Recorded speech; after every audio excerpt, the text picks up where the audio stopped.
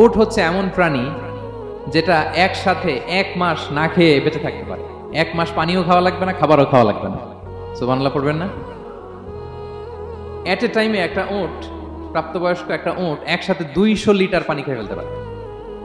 এবং উটের পেটের ভিতরে একটা স্পেশাল ওয়াটার চেম্বার আছে, ওই চেম্বারে রেখে দেয়। খেয়ে ওইটারে পাঠায় দেয় না ওদের কিডনিতে। 200 লিটার পানি একবারে খেয়ে স্পেশাল চেম্বারে রেখে দেয়, যখন লাগবে ওইখান থেকে নিয়ে নিয়ে বেঁচে থাকে।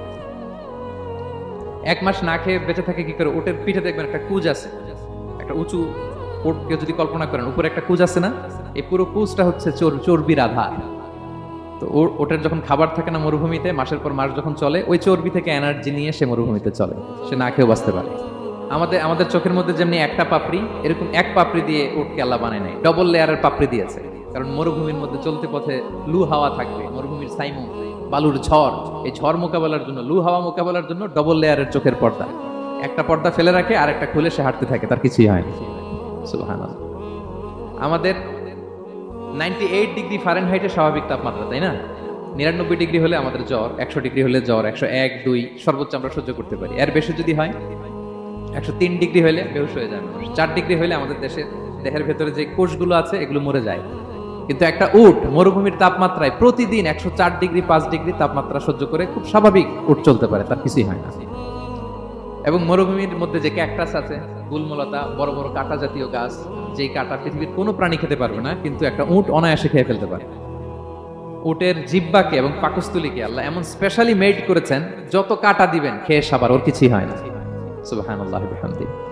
আল্লাহ বলে, আফালা ইয়ানজুরুনা ইলাল ইবিলি কাইফা খুলিকাত, ওরা কি উটের দিকে তাকায় না? আরে উটকে নিয়ে গবেষণা করলেই তো উটের মালিককে খুঁজে পায় তারা।